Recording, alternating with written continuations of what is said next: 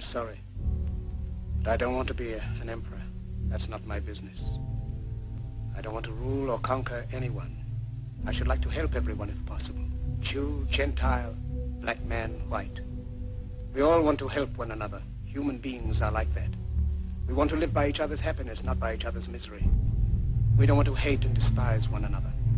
In this world, there's room for everyone, and the good earth is rich and can provide for everyone. The way of life can be free and beautiful, but we have lost the way. Greed has poisoned men's souls, has barricaded the world with hate, has goose-stepped us into misery and bloodshed. We have developed speed, but we have shut ourselves in. Machinery that gives abundance has left us in want. Our knowledge has made us cynical, our cleverness hard and unkind. We think too much and feel too little. More than machinery, we need humanity.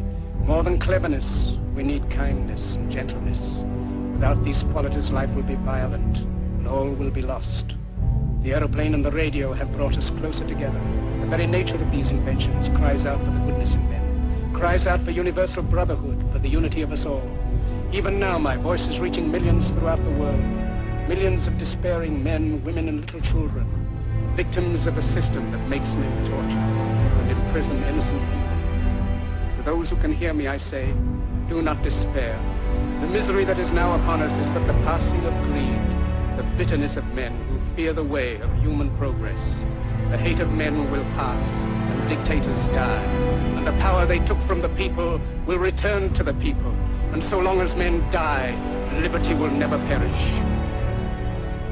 Soldiers, don't give yourselves to brutes, men who despise you, enslave you, who regiment your lives, tell you what to do, what to think, and what to feel, who drill you, diet you, treat you like cattle, use you as cannon fodder. Don't give yourselves to these unnatural men, machine men with machine minds and machine hearts. You are not machines, you are not cattle, you are men. You have the love of humanity in your hearts. You don't hate, only the unloved hate, the unloved and the unnatural. Soldiers, don't fight for slavery, fight for liberty. In the 17th chapter of St. Luke it is written, the kingdom of God is within man, not one man nor a group of men, but in all men, in you. You, the people, have the power to create machines, the power to create happiness. You, the people, have the power to make this life free and beautiful, to make this life a wonderful adventure. Then in the name of democracy, let us use that power. Let us all unite. Let us fight for a new world, a decent world, that will give men a chance to work, that will give youth a future and old age a security. By the promise of these things, brutes have risen to power, but they lie. They do not fulfill that promise. They never will. Dictators free themselves, but they enslave the people. Now let us fight to fulfill that promise. Let us fight to free the world, to do away with national barriers, to do away with greed, with hate and intolerance. Let us fight for a world of reason, a world where science and progress will lead to all men's happiness. Soldiers, in the name of democracy, let us all unite!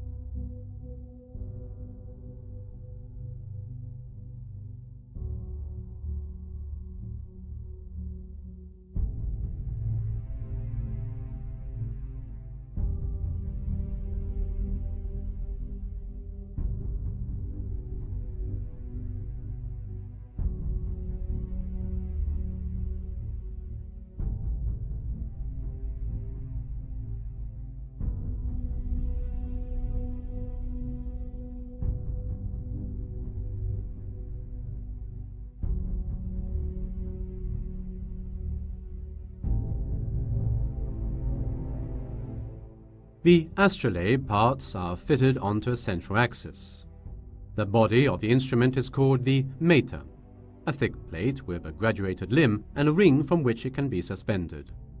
Inserted into a mater is the tympanum, or latitude plate, which carries the projections of the observer's altazimuth coordinates, with the main vertical circles and the main altitude parallels. The rete is a disk showing the sun's annual path and the positions of selected bright stars.